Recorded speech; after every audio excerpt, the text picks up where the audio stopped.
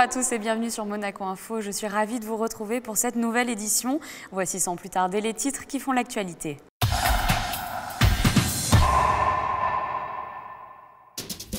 Nous débuterons ce journal avec les deuxièmes rencontres du commerce organisées par l'Union des commerçants et artisans de Monaco. Nous nous rendrons ensuite à Paris pour assister à la remise des prix de la Fondation Prince Louis de Polignac. Samedi, le théâtre Princesse Grace a accueilli les équipes de la chaîne Paris Première pour une retransmission en direct de la pièce La Société des loisirs. Nous étions présents en coulisses. Retour sur Genesis qui a lancé la nouvelle édition du Monaco Dance Forum ce week-end. Et nous refermerons cette édition avec un colloque consacré au centenaire du premier rallye aérien à l'Automobile Club de Monaco.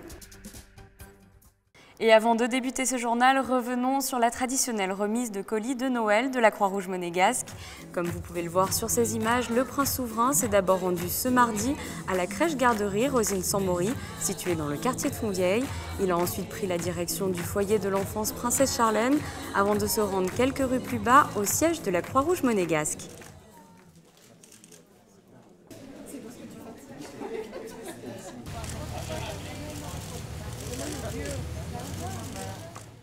Je vous l'annonçais en titre, l'Union des commerçants et des artisans de Monaco organisait lundi matin la deuxième édition des rencontres du commerce.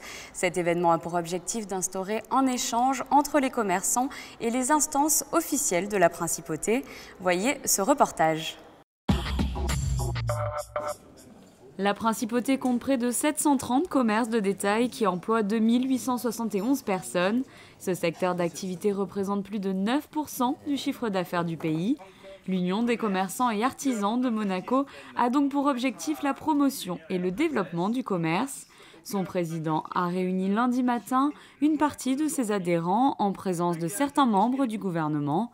L'occasion de revenir notamment sur la création du nouvel observatoire du commerce. On a pu voir une situation économique qui semble parfaite pour Monaco, mais grâce à la création de l'Observatoire du commerce voulu par le ministre d'État, on va pouvoir rentrer dans le détail parce qu'il ne faut pas se voiler la face. Il y a des choses qui vont très bien à Monaco, il y en a d'autres qui vont moins bien. Et on a entendu le commerce de proximité, qui est le commerce, on va dire, normal, qui n'est pas le commerce de grand luxe, souffre et n'est peut-être pas aujourd'hui dans une configuration la plus performante pour faire venir des gens qui sont, comme on l'a vu avec l'enquête de la JCE, des gens qui ont un revenu normal, qui ne sont pas que des milliardaires, qui ne sont pas que des gens qui consomment chez ces grandes marques de luxe. Pour une certaine attractivité, il faut une continuité de commerce. Alors qu'est-ce qu'il est possible de faire? Est-ce qu'il reste une partie du boulevard du Moulin où c'est faisable? Est-ce qu'on peut discuter avec les acteurs économiques qui sont déjà présents? Est-ce qu'on peut discuter avec eux pour voir qu'à terme on se déplace les uns à les autres pour créer une vraie attractivité? Le ministre d'État l'a dit, qu'est-ce qu'il faut faire à la place des Moulins? Il y a quelque chose à faire. Le nouveau quartier qu'ils ont créé sur le collège et ainsi de suite, faut-il faire une passerelle entre ce nouveau quartier et le boulevard du Moulin? Bien sûr qu'il y a toutes ces questions auxquelles il faut répondre. Et qu'est-ce qu'on fait pour les mettre en place? L'observatoire, c'est pour mettre en place les choses. Lors de cette réunion, plusieurs intervenants se sont succédés. Parmi eux, le conseiller de gouvernement pour les finances et l'économie, Jean Castellini, a donné les récents chiffres sur le commerce et la TVA en principauté. Stéphane Valéry, conseiller de gouvernement pour les affaires sociales et la santé, est quant à lui revenu sur la récente adoption du projet de loi sur le handicap. Il a ainsi pu répondre aux nombreuses questions des commerçants. Le ministre d'État a également salué les nouvelles labellisations Monaco Welcome Certified, qui compte aujourd'hui plus de 120 labellisés. Le Welcome Office a pour mission principale, disons au début de sa création, d'accueillir les porteurs de projets d'entreprise, donc les créateurs d'entreprises ainsi que les personnes de nationalité étrangère qui souhaitent s'installer à Monaco, ou bien simplement à titre privé, ou bien pour également créer une entreprise. Ensuite, les missions se sont développées assez rapidement sur la création du label qui a été mis en place dans le cadre du plan d'accueil global pour l'optimisation de la qualité de l'accueil à Monaco. Donc le Welcome Office en fait gère en back-office le suivi de la démarche de labellisation et se positionne comme l'interlocuteur principal des acteurs de la principauté, tout secteur d'activité confondu, qui souhaitent participer à cette démarche. L'année de la réussite est également un large volet développé ce lundi matin par l'ambassadeur Henri Fissor.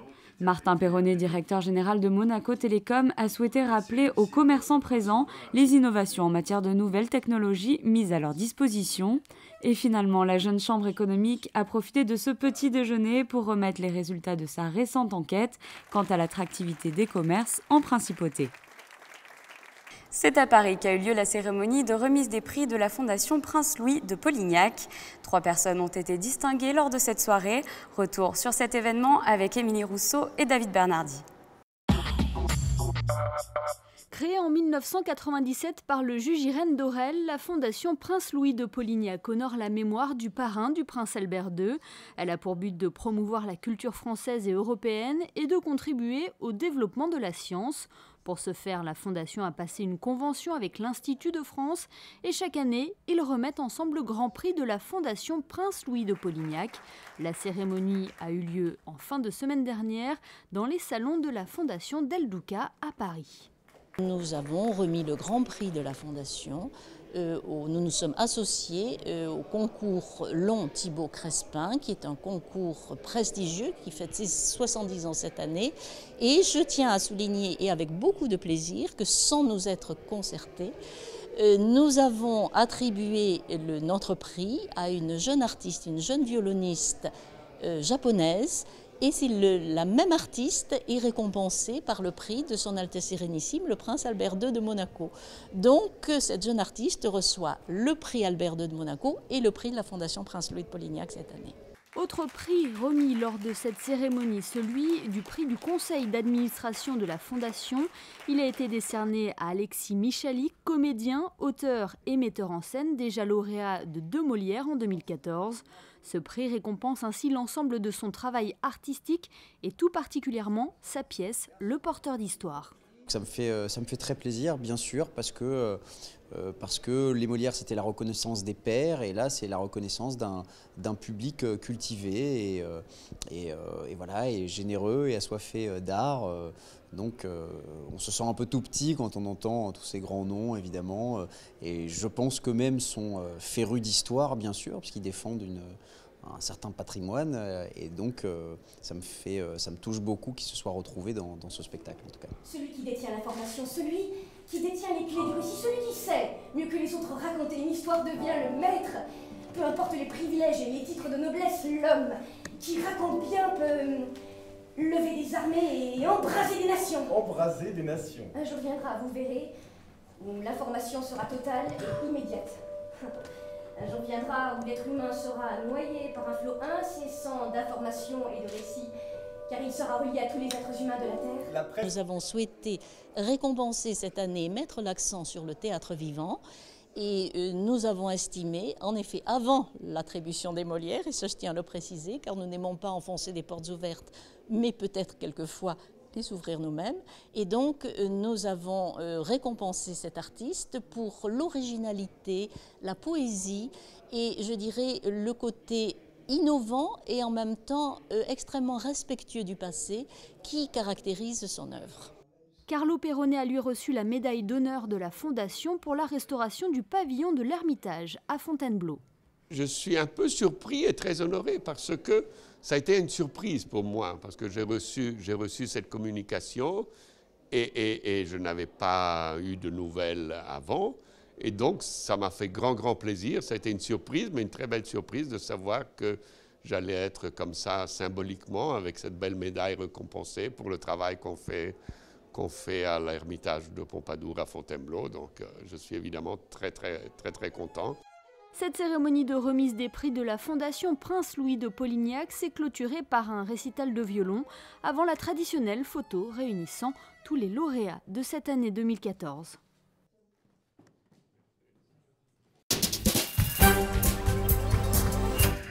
En bref, dans l'actualité, le directeur général du Grimaldi Forum, Sylvie Biancheri, que vous pouvez voir sur ces images, a reçu l'insigne de chevalier de la Légion d'honneur. Cette distinction lui a été remise lundi par le président du musée du Quai Branly à Paris, Stéphane Martin, et en présence notamment du ministre d'État Michel Roger. Nous ouvrons une page culture à présent. Le théâtre Princesse Grace était au cœur d'un important dispositif samedi soir. En effet, la chaîne de télévision Paris Première s'est installée le temps d'une soirée en principauté pour diffuser en direct la pièce de théâtre La Société des loisirs. Frédéric Elion vous amène dans les coulisses de cette retransmission. Théâtre Princesse Grace, samedi 13 décembre, 14h à 6h30 du début de La Société des loisirs, une pièce de François Archambault, retransmise en direct sur Paris Première. C'est déjà l'effervescence en coulisses, une trentaine de personnes, techniciens, cadreurs, ingénieurs du son, d'image, s'affairent pour peaufiner les derniers réglages. L'installation commence même 48 heures avant le début de la pièce. Des kilomètres de câbles, une quinzaine de micros, 5 caméras afin que le téléspectateur puisse vivre la pièce comme s'il était au TPG. La contrainte majeure, c'est d'interfacer le monde du théâtre et le monde de la télévision. On a des métiers, voilà, vous voyez, il y a des sons qui partent, des fois, on a un peu des métiers similaires, c'est de l'image, c'est du son, c'est de la lumière, mais avec chacun ses petits réflexes, ses petites habitudes. Et nous, il faut qu'on arrive à transcrire ce qui est le théâtre, mais tout en restant de la télévision. Donc il faut qu'on adapte un peu la lumière, qu'on adapte un petit peu les choses. Et c'est toujours un peu de subtilité pour ne pas froisser l'équipe du théâtre, de la pièce, qui a l'habitude de jouer le spectacle depuis 150 fois d'une certaine manière. Puis nous, on a besoin de les décaler un tout petit peu, donc il faut qu'on soit très subtil pour leur dire qu'on peut avoir un peu plus de lumière, un peu moins de lumière, un peu plus de son, un peu moins de son. Véritable chef d'orchestre de la retransmission, le réalisateur. Avant le spectacle, il effectue tout un travail en amont. Il place les caméras et repère avec la script les entrées, sorties des comédiens, les répliques clés afin de retransmettre au mieux la pièce et des émotions lors du direct. Avant le direct, c'est d'anticiper toute l'action qui va se passer sur scène, d'avoir les bons axes, les bons regards, les bonnes émotions des artistes qui vont défiler, d'anticiper aussi une salle qui se lève et d'avoir voilà, pas de problème et qui passe devant les caméras. La lumière, d'anticiper la lumière avec le directeur photo, parce que la lumière d'une pièce de théâtre est faite pour une salle qui la voit de visu. Et pour la vidéo, c'est toujours un petit peu différent, donc rééquilibrer les lumières, la prise de son. 20h, les spectateurs commencent à arriver au TPG. En régie, on attend le top pour lancer la retransmission. 5, 4, 3, 2, 1, bonne soirée.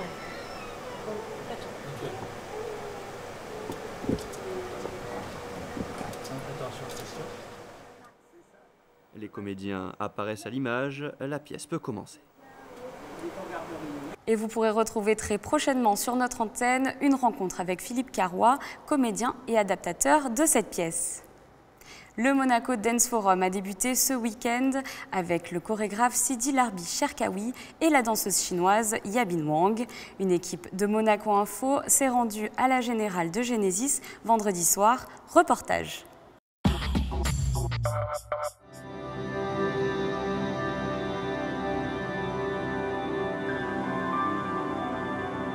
Des cages de verre pour toile de fond, des personnages en blouse blanche et masque chirurgical. 7 danseurs partagent l'affiche de cette chorégraphie signée par Sidi Larbi Cherkaoui et commandée par la danseuse Yabin Wang. Genesis s'interroge sur l'origine de l'être humain. Dans cette atmosphère hypnotique, les personnages se cherchent, s'affrontent, se rapprochent puis s'éloignent. Le chorégraphe et la danseuse ont choisi une réflexion sur notre rapport au corps, perçu comme soustrait à la nature, soumis à des évaluations permanentes.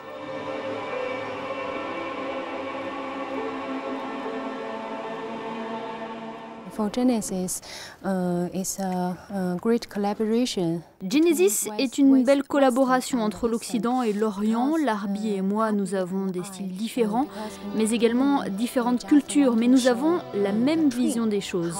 Par exemple, pour ce thème, Genesis, au départ, nous voulions montrer comment les hommes évoluent, puis au fur et à mesure des répétitions, nous avons souhaité montrer les différents niveaux de pensée. Thinking level. 1, 2, 3, 4, 5, 6, 7, 8, 9, 10, 1, 2, 3, 4, 5, 6, 7, 8, 9, 1, 2, 3, 4... Au travers d'un métissage, les 4 danseurs chinois de la compagnie Yabin Dance Studio et les 3 membres de la compagnie Eastman évoluent au rythme des tambours indiens, piano polonais et guitare congolaise.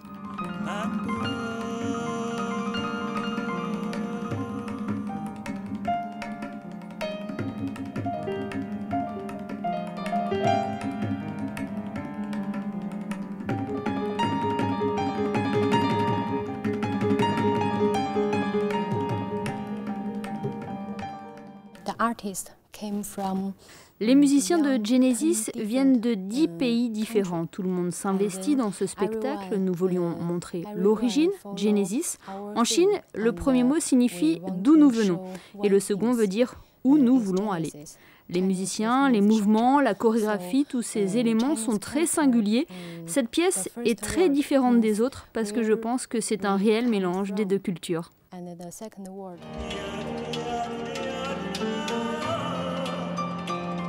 Avec Genesis, Sidi Larbi Cherkaoui a voulu transposer ses pensées philosophiques en des séquences gestuelles pour former un pont entre l'Orient et l'Occident, un lien qui unit la vie à la mort. Nous nous rendons à présent à l'Automobile Club de Monaco et une fois n'est pas coutume, nous ne parlerons pas de voitures mais d'avions. Un colloque commémoratif du centenaire du premier rallye aérien s'y est déroulé en partenariat avec l'Aéroclub de Monaco. Un reportage de Fabien Bonilla. On connaît évidemment la Principauté pour son Grand Prix de F1 ou pour son rallye. Ils figurent tous les deux parmi les plus vieux de l'histoire du sport automobile. En revanche, on ne le sait pas forcément, mais il y a tout juste 100 ans se déroulait, entre autres, le premier rallye aérien de Monaco, le premier meeting d'hydravion au monde et la première Coupe Schneider. Un colloque commémoratif en présence de 2 conseillers de gouvernement vient d'être organisé à l'Automobile Club. Le premier vol d'hydravion a eu lieu en 1910, c'était Henri Fabre à Marignane.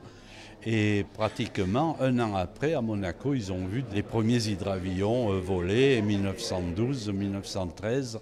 Et il y avait eu déjà aussi des vols d'avions à Monaco, non seulement des hydravions, grâce au prince Albert Ier qui était quand même toujours au fait de la technologie de l'époque. Ça lui plaisait et finalement Monaco était une place importante des débuts de l'aviation. Les Américains disant toujours que c'est eux les premiers, mais je crois que franchement sur la Côte d'Azur, en France et particulièrement à Monaco, il y a eu beaucoup de pionniers et je voudrais rappeler ici que le premier vol d'un hélicoptère, entre petits guillemets, a eu lieu quand même au musée océanographique. On avait fêté le 100e anniversaire à l'époque.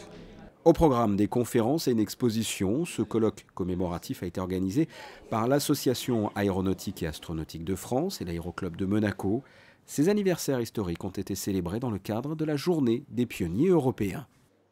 Et dans le reste de l'actualité, les stations météorologiques de la Principauté ont enregistré au cours du mois dernier des records de précipitations pour un mois de novembre. Elles représentent près de 4 fois la norme habituelle. Et après toute cette pluie, je vous propose un aperçu de la météo de ces prochains jours qui s'annonce bien plus favorable.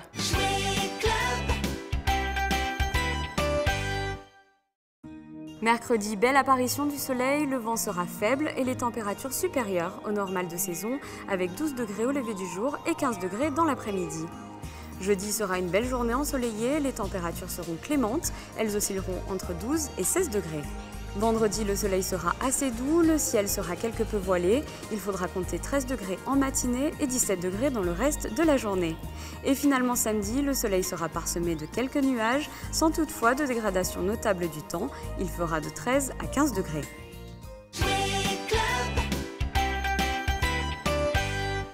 Ce journal est à présent terminé. Retrouvez dans un instant votre magazine sur les sorties cinéma de la semaine, présenté par José Sacré. Je vous dis pour ma part à très bientôt sur Monaco Info.